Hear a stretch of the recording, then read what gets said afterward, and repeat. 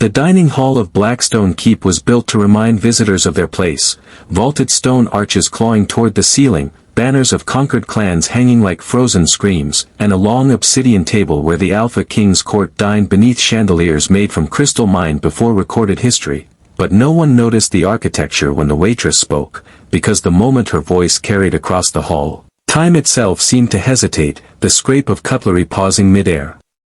As warriors, nobles, and emissaries turned toward the small Omega standing near the eastern column, her uniform plain, her posture respectful, her eyes lowered as custom demanded, yet when she addressed the Alpha King's matriarch, old Lady Merwin, whose presence alone had silenced rebellions, she did not speak in the clipped common tongue of the modern Pax, but in something older, deeper, shaped by vowels that rolled like carved stone and consonants sharp as ritual blades, an accent no living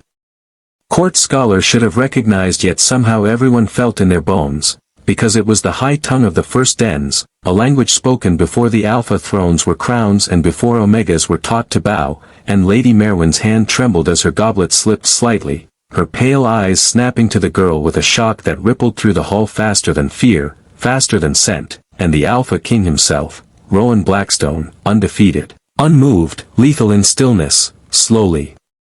rose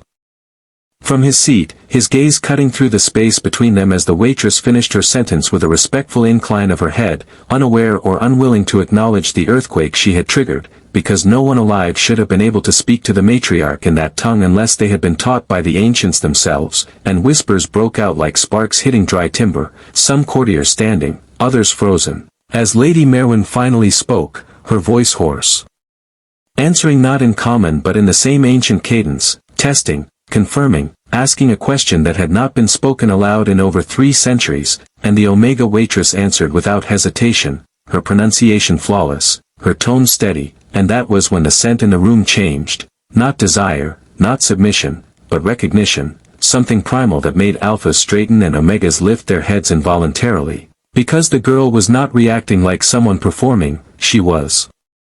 remembering, and Rowan's jaw tightened as he descended the steps from the dais, every instinct screaming that something sacred and dangerous had just stepped out of myth and into his kingdom wearing a borrowed apron, and when he demanded her name, she gave it softly, Ilara, as if it were both a confession and a warning, and Lady Merwin laughed then, a brittle, broken sound that echoed off stone, declaring to the stunned court that the last time she had heard that accent spoken so purely was on the night the first treaty was sealed in blood and starlight, when the Omegas were not servants but keepers of memory, when their voices carried law, and Ilara finally raised her eyes, meeting the Alpha King's gaze not in challenge but in quiet certainty, explaining in that same ancient tone that she had come only to serve, only to observe, because the old story said the throne would forget itself, and when it did, an Omega would remind it who it was meant to protect, not rule, and the silence that followed was not empty but heavy with consequence. As guards hesitated, scholars stared, and Rowan felt something crack open behind his ribs, not attraction, not dominance, but the terrifying awareness that his reign had just been measured by a past far older than his crown, and when he ordered the court cleared and demanded Ilara be brought to the inner chamber, she did not resist, did not beg, merely thanked the matriarch in the first tongue for remembering, leaving behind a hall full of shaken power and the undeniable truth that history had just walked back into the world disguised as an Omega waitress, and nothing in Blackstone Keep would ever be the same again.